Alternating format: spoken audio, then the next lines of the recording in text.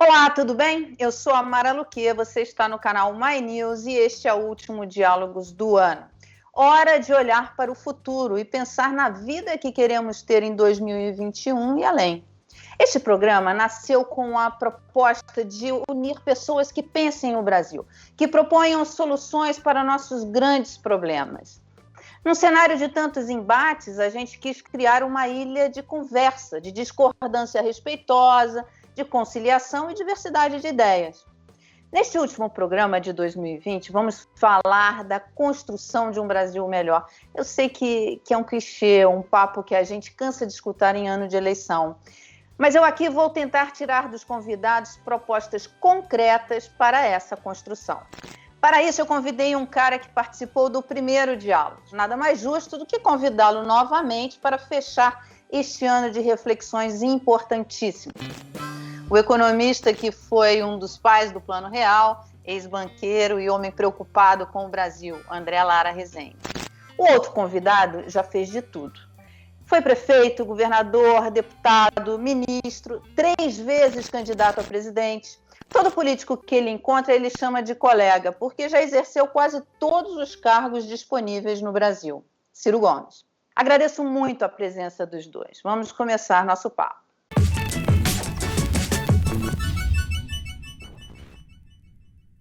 O Brasil é um país gigante de problemas gigantes. Concentração de riqueza, desigualdade, déficits sérios na educação e na saúde, dívida pública, ineficiência, corrupção, uma lista enorme.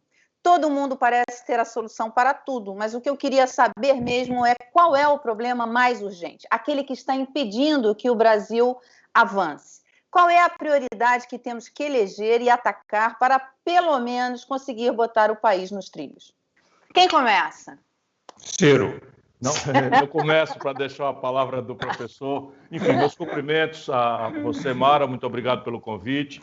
Os brasileiros todos sabem, mas eu quero repetir, porque isso é um dever de quem testemunhou de perto e testemunha de perto. Nós temos nessa mesa o professor André Lara Rezende, que é, sem favor, o cérebro mais sofisticado no pensamento econômico brasileiro contemporâneo. Não há, na minha palavra, nenhum exagero e nem significa que eu possa necessariamente concordar com tudo, embora a minha tentação de concordar com tudo com ele é de nascença. Eu já tive o privilégio de trabalhar com ele também, Mara. Eu fui ministro da Fazenda um período e dali de dentro eu dou um testemunho. Muitos políticos levamos fama, mas eu participei, todas as terças nós nos reuníamos e é absolutamente inequívoco que o cérebro brilhante, privilegiado, original na equipe, sem desmerecer outros brilhantíssimos quadros que estavam ali, era o do professor André Lara Rezende. Enfim, a pergunta. Eu considero que o problema mais grave brasileiro, sob o ponto de vista da urgência e do impacto, é o agravamento da miséria e das suas sequelas na fome, não como argumento retórico. O fim do socorro emergencial fará a fome voltar ao lar de 50, 60 milhões de pessoas que deixarão de receber a partir de 1º de janeiro esse auxílio emergencial.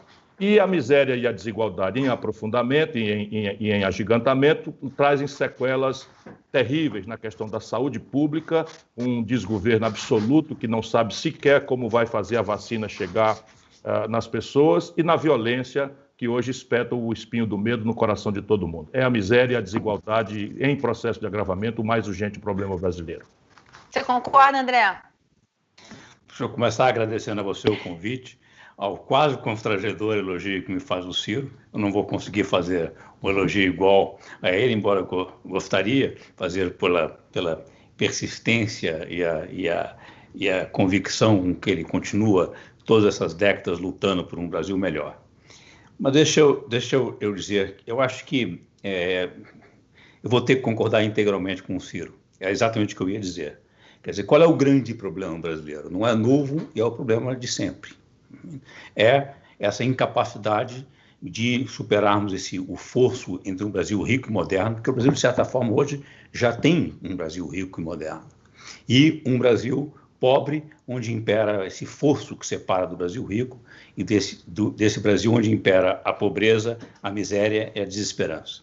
Esse é o grande problema brasileiro. Nós não fomos capazes de, no século passado, nesse esforço de desenvolvimento do século passado, de superar esse fosso, de transformar a nossa sociedade, o Brasil, numa sociedade minimamente homogênea, do ponto de vista de educação, do ponto de vista de percepção, de solidariedade entre todos que compõem o país. Esse é o grande desafio. E esse desafio, de certa forma, ele permeia todos os problemas específicos do país. Mas ele, portanto, ser o foco, a direção, nós não podemos esquecer, em cada momento, em cada questão que nós examinamos, cada questão particular específica, o foco deve ser esse. Estamos caminhando, finalmente, para reduzir esse fosso entre o Brasil rico e o Brasil da desesperança.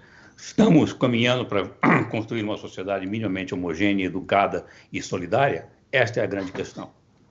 O Ciro escreveu um livro chamado Projeto Nacional, o Dever da Esperança. O livro analisa as raízes dos problemas do Brasil e oferece soluções dentro do pensamento do nacional desenvolvimentismo. O livro traz diagnósticos e propostas que saem do lugar comum. André, o que você acha do nacional desenvolvimentismo proposto pelo Ciro? Eu li o livro do Ciro com atenção e tomei o livro para ler sem parti pris, sem ter uma opinião formada. Li para ver o que estava dizendo o Ciro. Eu achei o livro muito bom, não que tenha me surpreendido, mas para um livro de um homem público, de um político, que o Ciro e eu acho que isso não é detrator, pelo contrário, é qualidade. Acredito que ser um homem público, ser político, é uma coisa admirável, especialmente nas circunstâncias brasileiras de hoje. O livro do Ciro é surpreendentemente, tem uma nota pessoal, é autêntico, é o que ele realmente... Eu sinto ali a voz do Ciro Gomes. Não é uma coletânea de propostas e de projetos, como tende a se fazer homens públicos, justamente se junta com a ideia de um projeto. É uma observação, tem uma parte analítica, portanto, tem uma reflexão sobre o Brasil, como chegamos até aqui, e tem uma avaliação de qual é o nosso impasse, por que estamos no impasse, e tem uma proposta muito específica. Eu discordo que a proposta do Ciro seja a retomada do nacional-desenvolvimentismo. Ele claramente retoma elementos do nacional-desenvolvimentismo, da ideia de que o país e a ação do Estado brasileiro, do governo brasileiro, deve ter propósito, e não simplesmente se abstrair e deixar que as forças de mercado determinem o caminho do país. Isto eu concordo integralmente.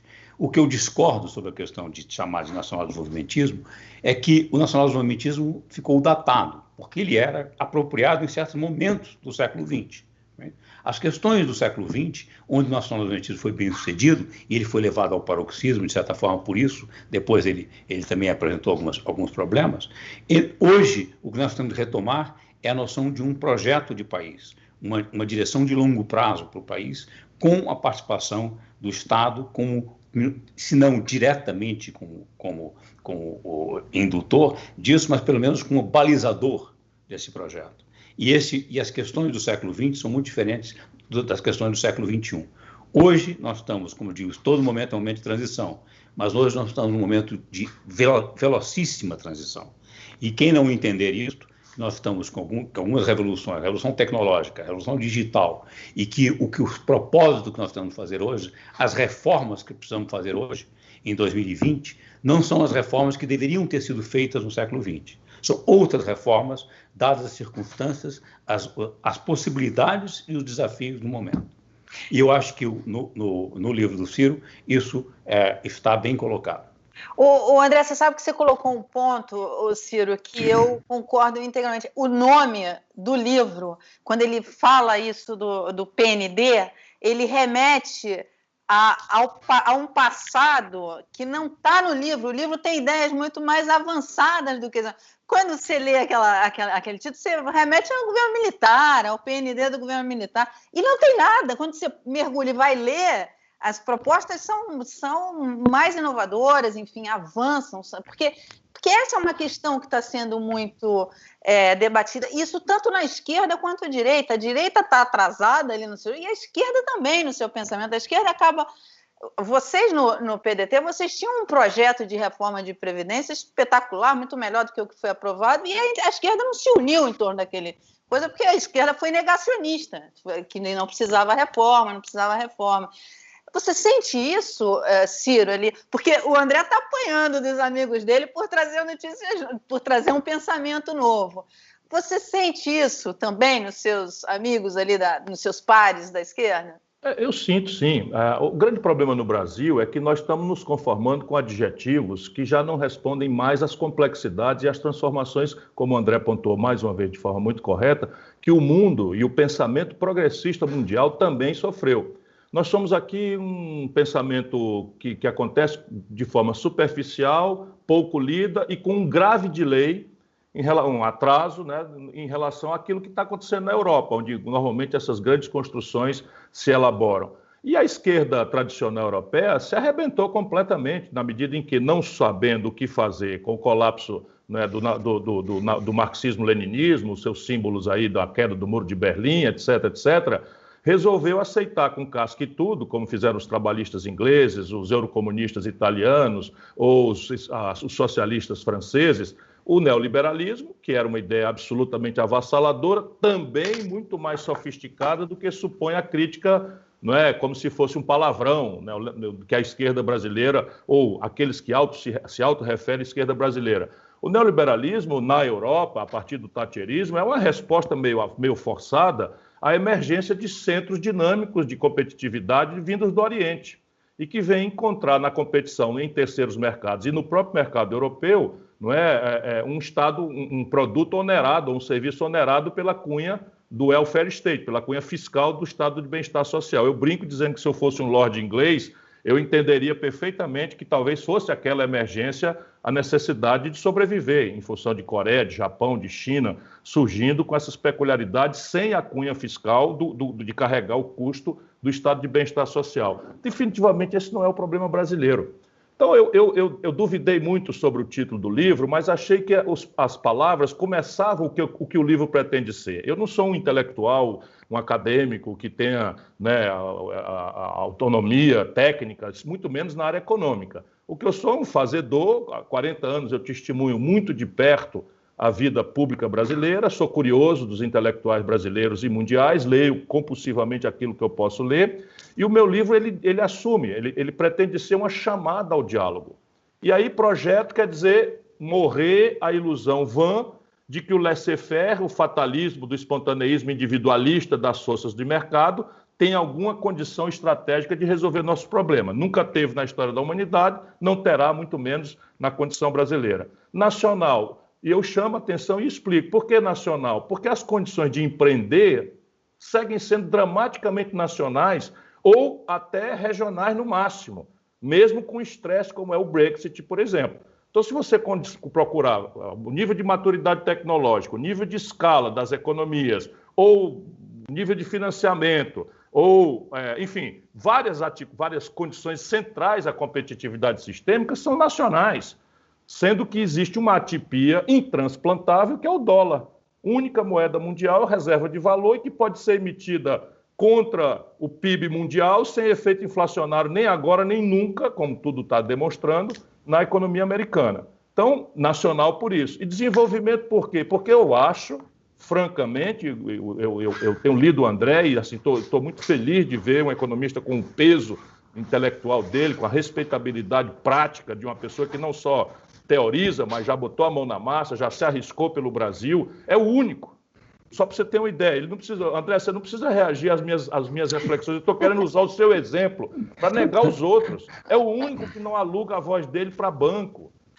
É o único intelectual do nível dele que, por exemplo, não virou ganhador de dinheiro, sendo um sofisticado ganhador de dinheiro se quiser. E está aí dedicado a brigar, está nas universidades mais importantes do mundo. Outro dia encontrei com ele em Oxford, não é? Está ali em Colômbia, tá, enfim, por quê? Porque é um cérebro. E aí vamos pensar, porque a economia tem uma parte de ciência, outra parte é política, portanto arte. Portanto arte. E o que era verdade ontem pode não ser mais verdade hoje, como ele genialmente, de novo, André, não é bajulação, não. Nem se sinta nem remotamente constrangido por isso. Eu quero que os jovens lhe conheçam, como eu tenho esse privilégio, porque é para sair dessa rendição. Então, por que desenvolvimento? Porque no Brasil, Mara, o desenvolvimento virou um subproduto, se possível, de uma engenharia que está montada para fazer do Estado Nacional Brasileiro um mecanismo de transferência de renda de quem produz e trabalha para quem especula no rentismo. Isso daí, André, você conhece bem mercado financeiro e o Brasil, por conta da inflação que você ajudou a debelar brilhantemente lá com o plano Larida, enfim, e Ciro participou da implementação, vocês conhecem bem esse período da vida brasileira, acabou ganhando um tamanho e aí por conta de juros muito altos, por conta de todos os problemas externos, inclusive, que tínhamos e que não temos hoje, os problemas que já tivemos no passado em relação às contas externas, isso acabou fazendo, de fato, o mercado financeiro ganhar um protagonismo e que você...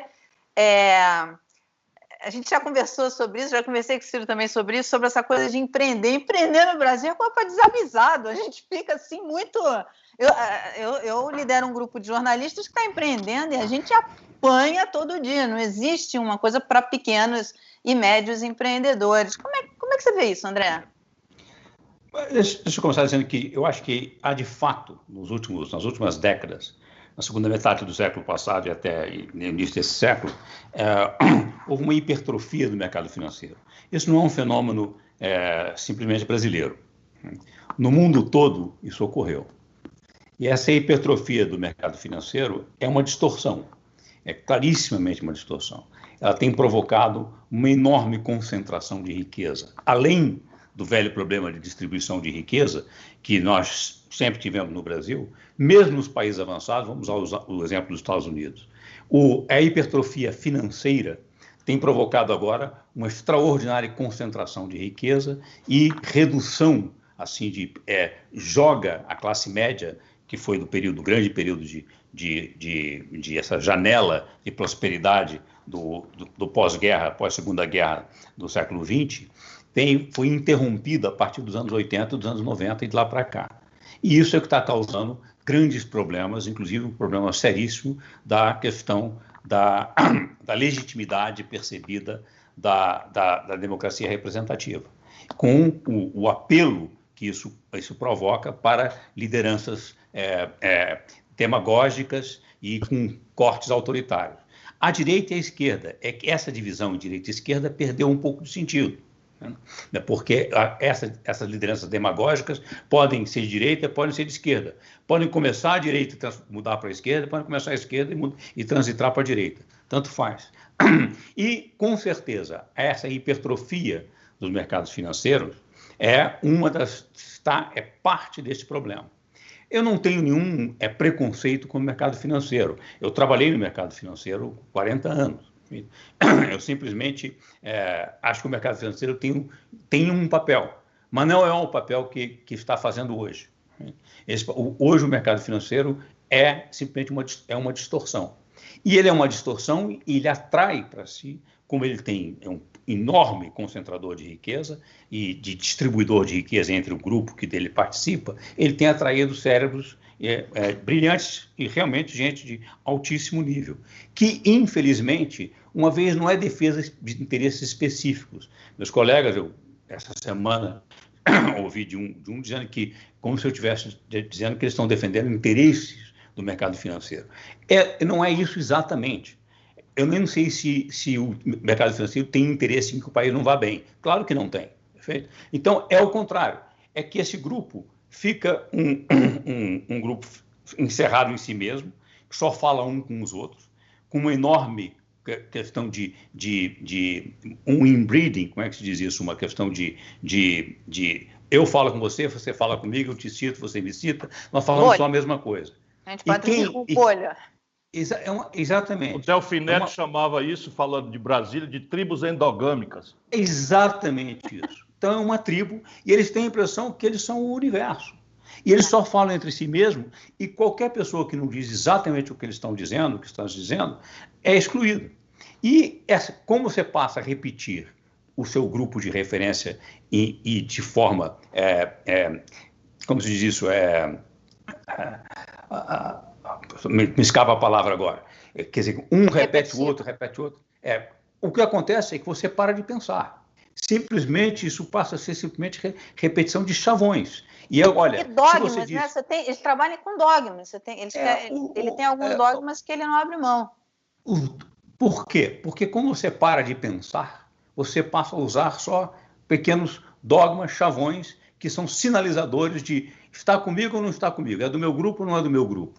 E isso não te obriga a pensar. Isso é o que brilhantemente o Walter Lippmann, no início do século XX, do século passado, num livro extraordinário chamado Public Opinion, falou sobre a questão dos estereótipos. A questão de estereótipos são referência de símbolos que, por preguiçosamente, você deixa de pensar e usa. Então, olha, quem diz isso, ele é dos nossos. Ele diz o oposto, ele não é dos nossos. E pronto. E qualquer pessoa que seja de um grupo e questiona este grupo, que é um pouco que, de certa forma, eu tenho feito, e eu tenho feito simplesmente porque eu parei para pensar, para reestudar, para recompor depois de alguns anos que passei sem referência acadêmica e concluir que não sou só eu que estou fazendo isso. Muita gente tem percebido. Olha, a macroeconomia contemporânea está anacrônica. Ela está equivocada. Grandes os temas grande parte do que é ensinado nas escolas, sobretudo de teoria monetária, está errado. É baseado numa moeda mercadoria, numa moeda metálica que já não existe desde Bretton Woods, desde o final da Segunda Guerra Mundial. Então, esse é a moeda hoje é fiduciária. Isso só para terminar rapidinho, isso muda completamente a macroeconomia, é a pressão da política monetária. Essa questão, Mara e o Ciro sabe disso, para mim já estava claro que a teoria monetária predominante, da qual eu estudei na Fundação Getúlio Vargas, no MIT, estava errada sobre a questão da inflação alta e crônica. E que o remédio que ele propunha, a análise das causas e o remédio proposto, a terapia proposta, estavam erradas. Foi isso que nos levou, e não era só eu que pensava, o Brasil naquela época tinha economistas que pensavam por conta própria, estavam preocupados de entender o problema brasileiro, um problema que não tinha em outros lugares. Os Estados Unidos não tinha inflação alta crônica, a Europa não tinha. Alguns outros países latino-americanos tinham, Israel tinha, mas outros não tinham. Ou você pensava as circunstâncias específicas do seu país, ou você repetia aquilo simplesmente que era dito lá. O curioso é como é que o Brasil... Então, nós entendemos isso, foi isso que levou, de certa forma, a capacidade de superar a inflação crônica, que terminou, após algumas tentativas fracassadas, com o Plano Real de Sucesso. Mas, surpreendentemente, depois de sermos bem-sucedidos, nós regredimos a uma posição ainda mais ortodoxa, mesmo aqueles que participaram desse evento, e reinterpretaram a estabilização do real como se, olha, é como se dissessem, eles reinterpretaram, mudaram a narrativa, dizendo, não, o real foi um ajuste fiscal, foi a responsável fiscal que fez o real. Perfeito? Isso simplesmente não é verdade.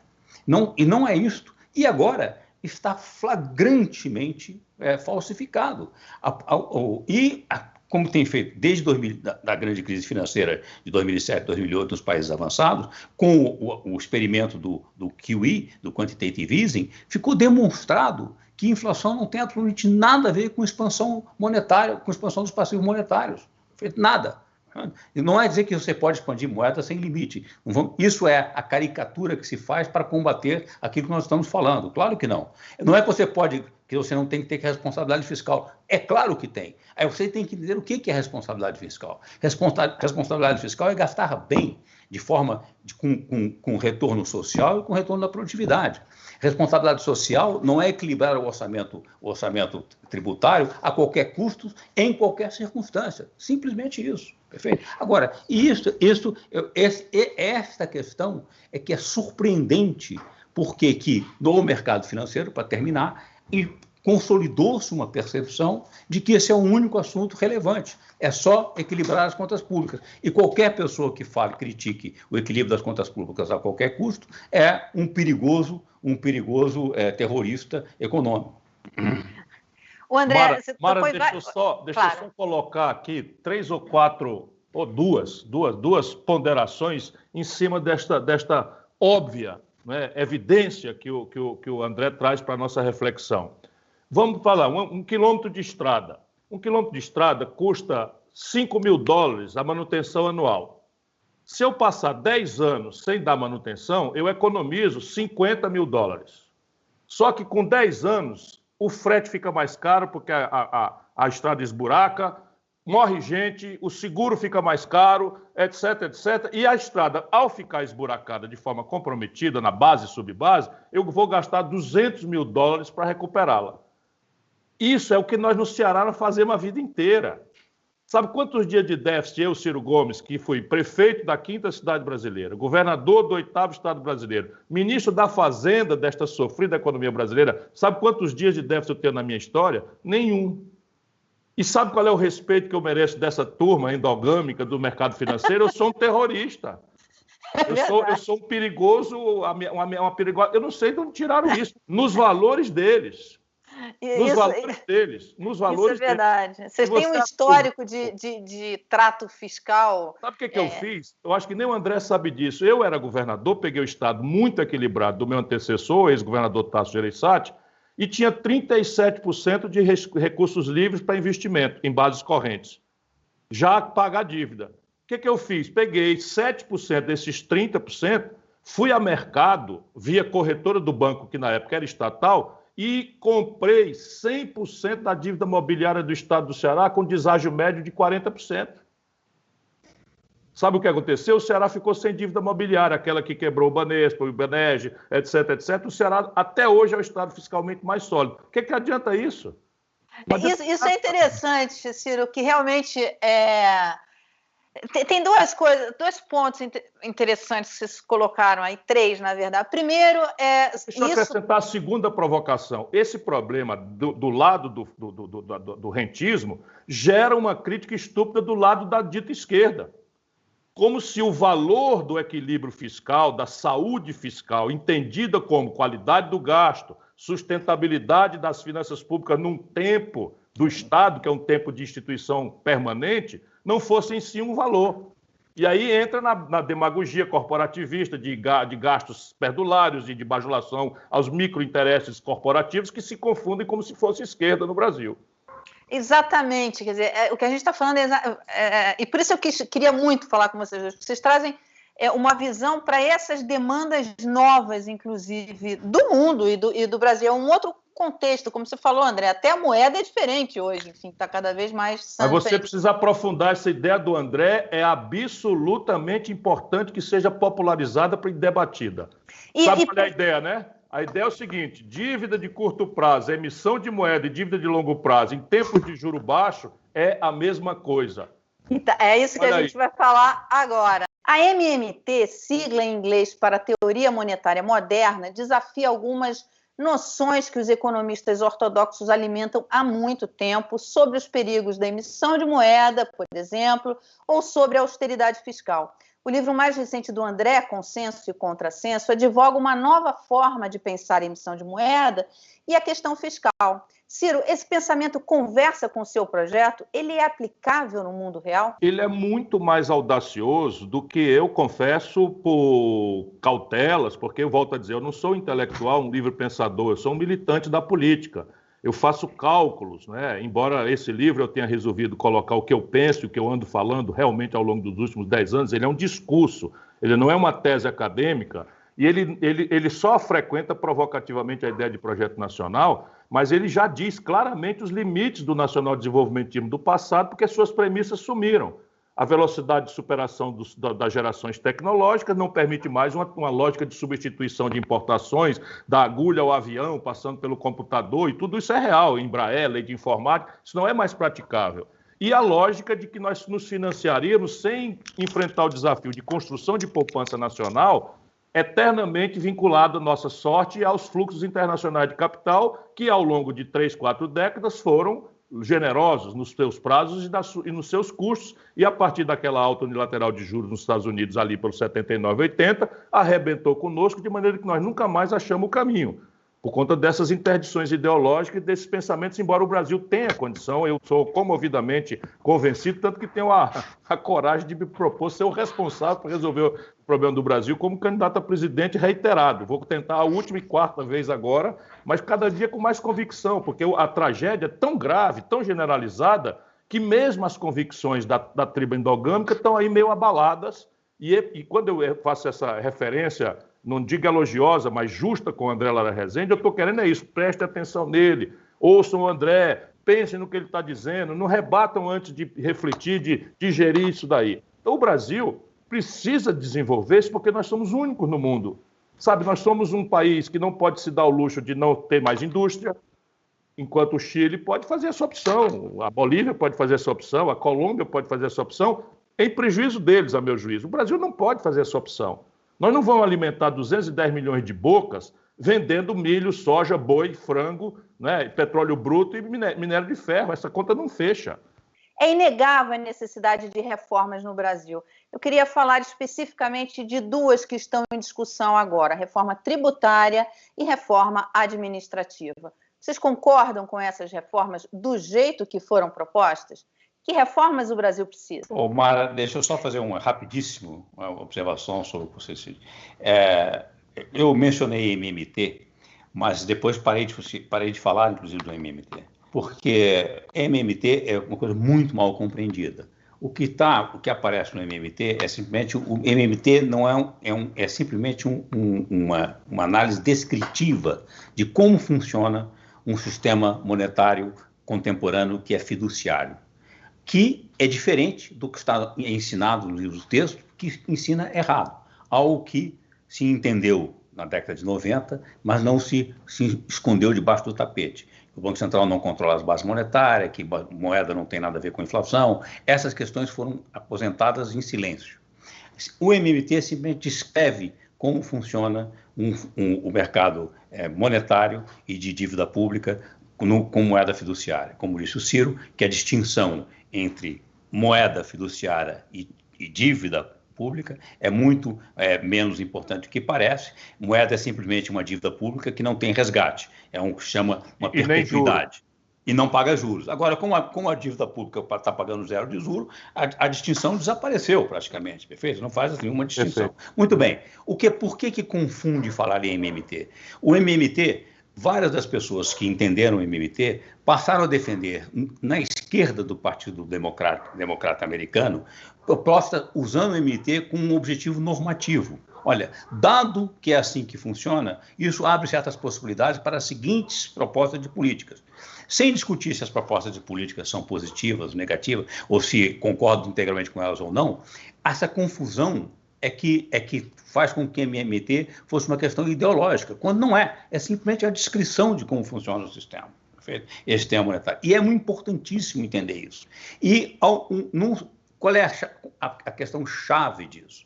Com um sistema de moeda fiduciária, o Estado que emite a sua moeda fiduciária não tem restrição financeira, ou seja, ele não precisa obter recursos para poder gastar. Ao gastar, ele cria os recursos. Isso significa que o Estado pode gastar sem limites? Não, porque existem os limites reais da economia. A capacidade de pressão sobre o mercado de trabalho, o fim do desemprego e, sobretudo, o desequilíbrio externo que você pode provocar ao aquecer demais a economia. Para terminar, a grande confusão, e que é impressionante o número de economistas sofisticados aqui e fora que fazem, perfeito? Porque o Ciro mencionou a questão da dívida brasileira no século passado. A nossa dívida pública no século passado era uma dívida externa. Uma dívida externa é uma dívida que está denominada em moeda que nós não emitimos. Então, se há o que na literatura econômica se chama o sudden stop, a parada súbita, perfeito? Por quê? Por causa do que também na literatura se chama o pecado original. A ideia é que você emitiu dívida, está se financiando numa moeda que você não emite, que era moeda estrangeira. Neste caso, com interrompido o crédito externo, você cai numa crise brutal, como nós tivemos e várias outras economias tiveram no século passado. A situação do Brasil hoje é completamente diferente. O Brasil hoje não tem dívida pública externa. A dívida pública brasileira é integralmente uma dívida interna denominada em moeda nacional. Além do mais, o Brasil tem mais de 30% do PIB em reservas internacionais. O Brasil tem uma situação extraordinariamente confortável. O risco da dívida pública brasileira hoje é nenhum. A dívida pública brasileira... em petróleo, em não, o Brasil não tem déficit externo hoje, perfeito? E, agora, ele pode voltar a criar. Mas, se não criar, enquanto não criar déficit externo e tiver uma reservas internacionais, isso for superavitário, a expansão da dívida interna brasileira em nada pode ser interrompida. Nem tem como default. Basta o Brasil, a dívida é uma moeda que o país emite. Não tem problema nenhum, simplesmente. E não compromete gerações futuras. Como você está dizendo, olha, a dívida pública brasileira hoje é do Estado brasileiro com brasileiros superavitário. Ao aumento da dívida e o aumento da taxa de juros, tem implicações redistributivas, perversas, perfeito? Essa é uma outra questão que não está em questão. Mas a dívida não há como default, não existe esse risco. E é impressionante a confusão que isso fazem. Lá fora, às vezes, perguntam alguns economistas, não, mas e o Brasil pode, quando de emitir moeda, fazer QE, o quantitative easing? Não, o Brasil, como a Venezuela e a Argentina, a Venezuela e a Argentina têm dívida externa. Quando interrompe o financiamento externo, a única solução é ir ao Fundo Monetário Internacional. Não é o caso do Brasil. Esta é uma confusão André, nesse ponto, muito séria.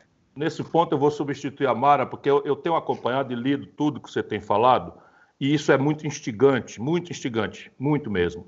Porém, a grande questão, para mim, é uma coisa que você passa por ela com uma certa brevidade, com muita convicção, e que eu não tenho a mesma, que é basicamente o seguinte: nós estamos completando em 2020 uma década de crescimento zero, pela primeira vez na história, e o PIB per capita cai. Isso, então, explica, na minha opinião, não sei em que proporção, minha assessoria pode me ajudar nisso oportunamente, mas não é o caso agora, mas me parece que essa estagnação é a causa maior de nós não termos desequilíbrios externos. Porque cada vez que nós crescemos ao redor de 2 pontos, que é o crescimento médio, 2,3% da década anterior, nós nos apresentamos com déficit em transações correntes muito grande e houve ciclos de depreciação do real e, portanto, de pressão inflacionária em preços relativos. Até lhe fiz essa pergunta lá em Oxford. Perguntei, na brevidade da pergunta, se isso é inflação. Você, com simplicidade, disse, todo aumento de preço é inflação. Aí eu disse, mas taxa de juros tem efeito sobre isso? Ele disse, esse é outro assunto e acabou o nosso tempo lá em Oxford. Eu fiquei pendurado para a gente voltar a conversar. Mas a explicação é simples. Como o Brasil desindustrializou, se o nosso modo moderno de viver é industrial e de serviços a eles conexos, o que acontece? Crescemos 2, 3 pontos, o Brasil quebra o balanço de pagamento do ponto de vista de manufaturados, um contra o outro. E o agronegócio, quando tem preços altos, indeniza isso. E quando tem preços baixos, quebra. Esse é um filme que eu vi lá atrás no Fernando Henrique, que deu nessa trinca que virou dogma de fé, que o Armínio Fraga fez em cima da perna de madrugada.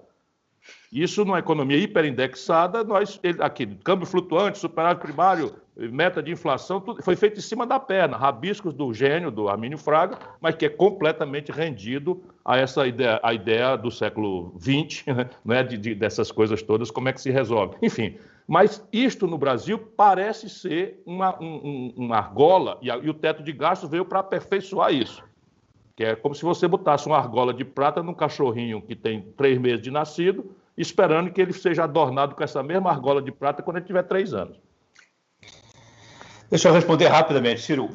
Eu acho que o que você diz, essa observação, eu acho que faz sentido. O Brasil, de fato, para poder crescer, eu não sei se 2%, 3%, mas para poder crescer como poderia, como deveria e poderia, números expressivos de crescimento anual, na configuração da economia brasileira hoje, nós muito rapidamente esbarraríamos de novo no limite do déficit externo.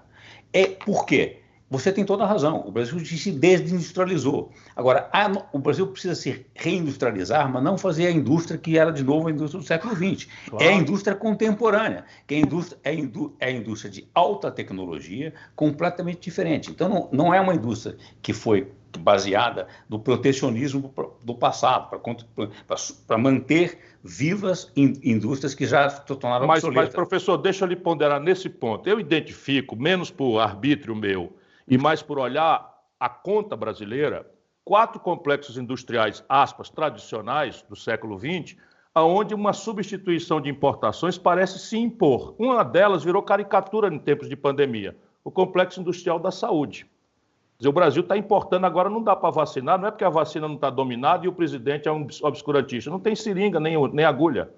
Aqui no Ceará nós tivemos que fazer um contrabando via Etiópia para trazer respirador da China, traficando influência com a diplomacia chinesa. O episódio dos respiradores foi muito emblemático nesse sentido. Mas o complexo industrial do petróleo e gás, o Brasil está destruindo a Petrobras e importando 100% do querosene de aviação. Não é? Um país como o nosso, não é? Que tem capacidade de tecnologia, etc., e que tem escala a partir do mercado nacional e que já tem o recurso empatado pelos diesel que a gente gasta, etc. O complexo industrial do agronegócio e o complexo industrial da defesa. Por isso eu me bati muito aí na questão da coisa. Esses 4 complexos, eles são responsáveis por 80% do déficit manufaturado do Brasil. Ciro, mais uma vez, eu concordo com você. A questão é de que essa reordenação da economia brasileira, para que ela se torne uma economia que, ao crescer, não obrigatoriamente, muito rapidamente, se torne deficitária com o exterior, exige um mínimo de balizamento. É algo que a China entendeu. Então, você precisa ter... Não é necessário que o Estado atue diretamente como empresário, né, fazendo indústria, e nesse sentido, o Estado, eu sustento que o Estado, mas o Estado deve ser balizador, ele deve ter uma direção, ele deve ter um projeto. E o objetivo, a ideia de uma indústria de ponta, tem que ser uma indústria competitiva e de alta produtividade. Não uma indústria que é de baixa produtividade, protegida por barreira tarifária. As coisas não são incompatíveis. Não, mas você tem toda a razão. Agora, um ponto. Nesses últimos 25 anos pós-real, tem um erro de política econômica muito sério, que eu acho que explica grande parte da nossa incapacidade de crescer, que foi essa combinação de uma taxa de juros real extraordinariamente alta, que eu acho que foi um erro, porque isso é uma política totalmente na mão do Banco Central, com a tentativa de pagar essa conta de juros e equilibrar o orçamento fiscal, aumentando a carga tributária. A combinação de uma carga de juros muito alta e uma carga tributária muito pesada asfixiou a economia brasileira, e impediu o crescimento do país. Isso precisa ser entendido. Agora, é preciso entender que, olha, nós erramos. Por que erramos? Olha, erramos por uma série de razões, mas é preciso livrar da ideia de que a gente tem que insistir nessa combinação. O grande avanço desses últimos 2 anos foi a redução da taxa de juros no Brasil. Finalmente, o Banco Central do Brasil reduziu a taxa de juros, sem nenhuma implicação em relação à inflação. Muito pelo contrário, isso reduz muito a carga de juros e, portanto, reduz a pressão no orçamento fiscal, abrindo espaço para várias outras coisas. Isto foi um erro. Foi um erro muito sério, que precisa ser revisto. O André, você coloca a ideia da agência, que uma agência de investimentos, não lembro exatamente o nome que você dá, seria mais eficiente no combate à questão fiscal, enfim, do que o Banco Central, do que a taxa de juros, enfim, porque essa agência, então, regularia esses investimentos. Porque esse é um ponto importante para colocar, né? Quer dizer, toda essa discussão que a gente está tendo aqui, a gente concorda. Eu, que não sou economista, Ciro e você, todo mundo aqui está de acordo que o país não pode... essas mudanças de pensamento não são para alimentar gastos irresponsáveis, enfim, de qualquer jeito, porque a ideia é que esse equilíbrio fiscal, e você colocou muito bem, Ciro, o mercado financeiro te vê como um terrorista fiscal, e você tem uma história fiscal, e o Ceará tem uma história fiscal, assim, impecável, né? Mauro Benevides, seu economista, tem uma história fiscal impecável. Então, assim, não confundir a questão dos gastos, porque a esquerda também a direita pega isso e usa isso como terrorismo. Deixa eu acrescentar uma coisa que é pura política e ninguém precisa concordar comigo. Isso que o André chama, com a generosidade acadêmica dele, de um erro, isso é uma negociata ou um negócio. Basicamente, a taxa de juros lá atrás foi estabelecida alta por 3 razões de conjuntura que teriam que ser superadas rapidamente nos primeiros meses do Fernando Henrique. Combinado entre nós. Primeira razão, antecipadamente prevenir explosão de demanda agregada por atingimento de 100% de capacidade instalada pelo fim abrupto de inflação, que no Brasil era um tipo de imposto que transferia a renda do pobre que não tinha ativos indexados para quem tem ativos indexados. Segunda razão, arbitrar em padrão internacional um juro tão alto que nós faríamos reservas cambiais artificiais que fossem para lastrear uma moeda que se anunciava conversível ao par com o dólar. E ninguém ia acreditar se a gente não tivesse reservas mínimas, ainda que blefando, né? Quantas vezes eu ouvi algumas pessoas dizendo vai ser a maior hiperinflação da história. André deve lembrar das discussões antecedentes aí ao anúncio do plano. Nós bancamos o risco, né? E a terceira razão é que nós íamos se subtrair do sistema financeiro uma receita que eles estavam intoxicados com ela, que era a receita inflacionária. Qual era o efeito disso na quebra do sistema financeiro? Nós não tínhamos ideia. Então, nós íamos trocar em receita indexada por juro alto, na crença de que iríamos fazer uma travessia e o Fernando Henrique entraria, reconstituída a rigidez do sistema político brasileiro, destruído, né, pelo impeachment do Collor, pela tragédia, pela inconfiabilidade que essa elite brasileira tinha com o Itamar, e com o novo Congresso Nacional, que também houvera sido desmoralizado pelo escândalo do orçamento, enfim. E o que aconteceu é que as pessoas se viciaram em juro alto. É verdade. E dominaram o poder real no Brasil. O Lula assinou a carta aos brasileiros, foi renovando esse compromisso.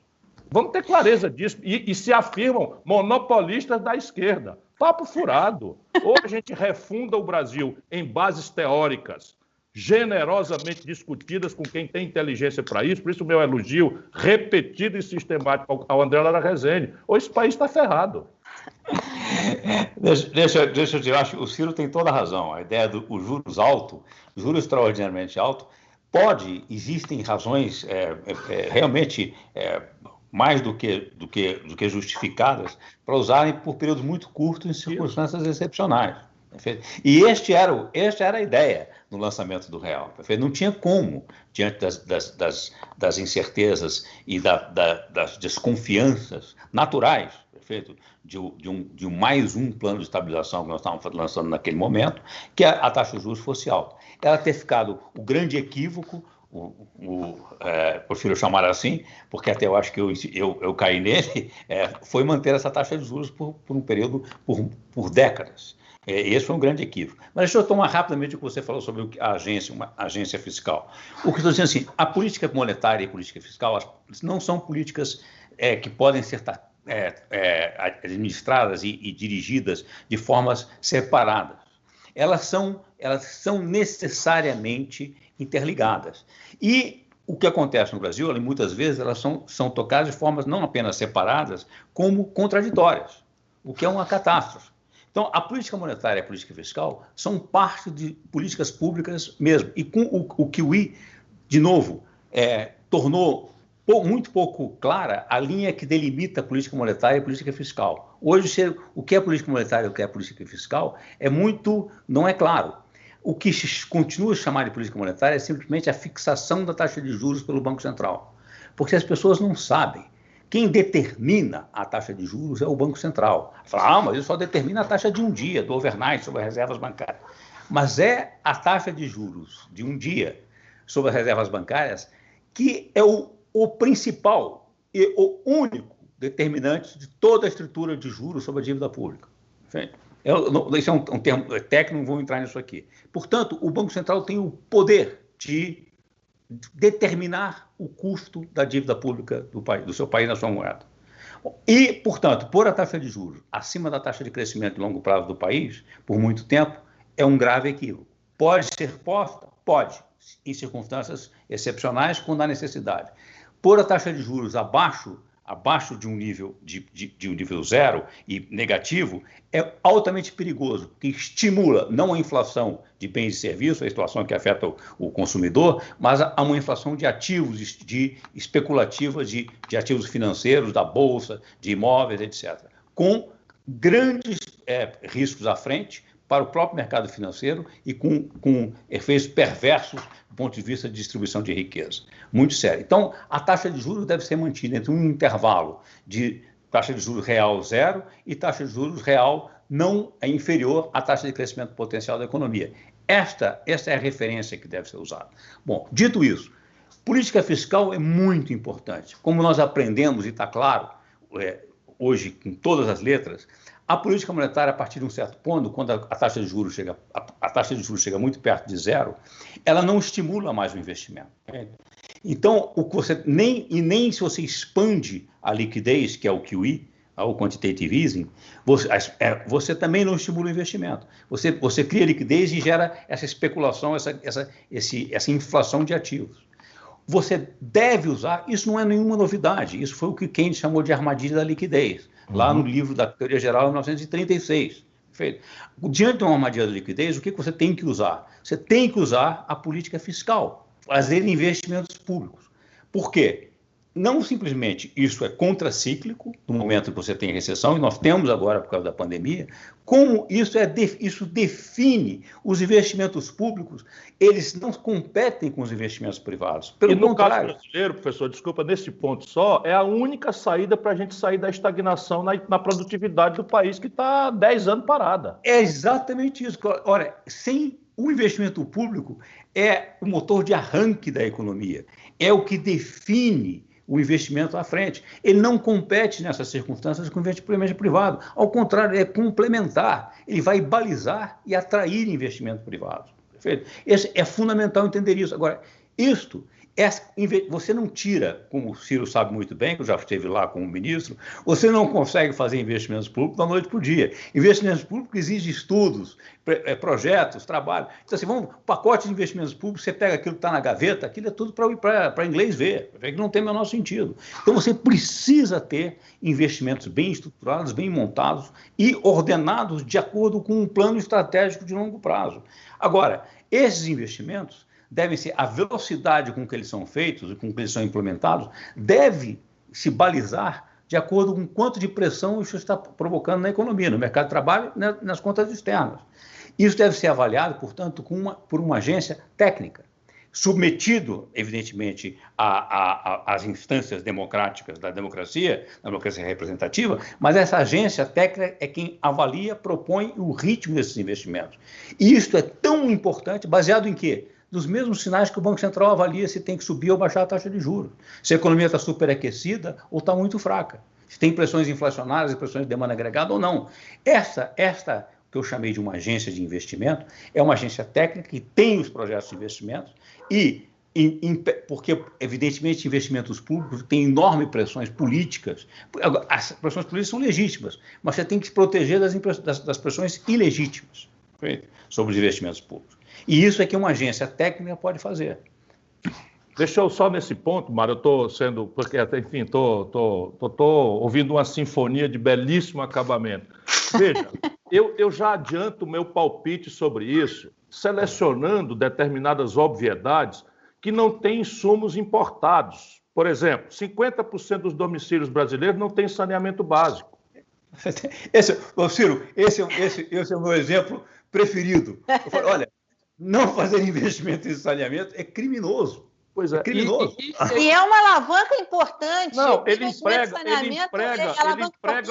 inclusive para arrecadação. Emprega o brasileiro da periferia com gravíssimas dificuldades de qualificação, não importa nenhum insumo, é um investimento modular que atende à preocupação do André do tempo desse investimento, da velocidade desse investimento, porque são bairros, são comunidades, são cidades, enfim. Então você tem, e determinadas coisas de infraestrutura, mais razão ainda tem o André. Qual é o formato, uma agência? Eu sou meio avesso a isso, porque nós estamos no Brasil, os déspotas esclarecidos, imaginando que nós vamos ter uma democracia sem cidadão. Então, nós podemos eleger um canalha como o Bolsonaro, fui eu que falei, ninguém precisa concordar nem discordar, não é? Desde que o Banco Central fique aí controlado pelo...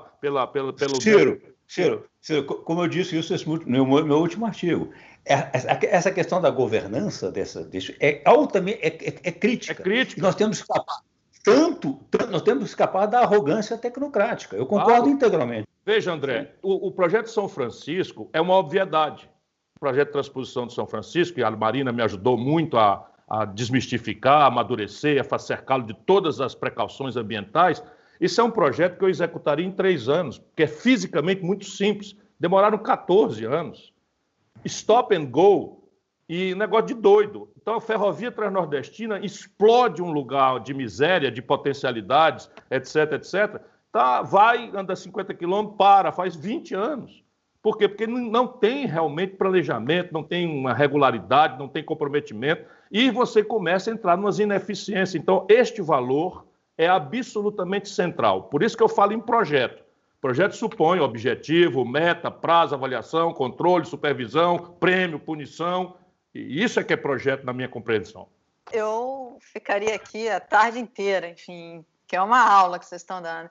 Essa questão do saneamento, ela é super importante e foi interessante, Ciro, você ter falado isso, porque é uma tecla que o André sempre bate. Escola de tempo integral, isso é um investimento óbvio. Vocês não têm ideia, o Ceará está crescendo o dobro do Brasil. E esses investimentos, eles, como o André coloca, quer dizer, ele não pressiona.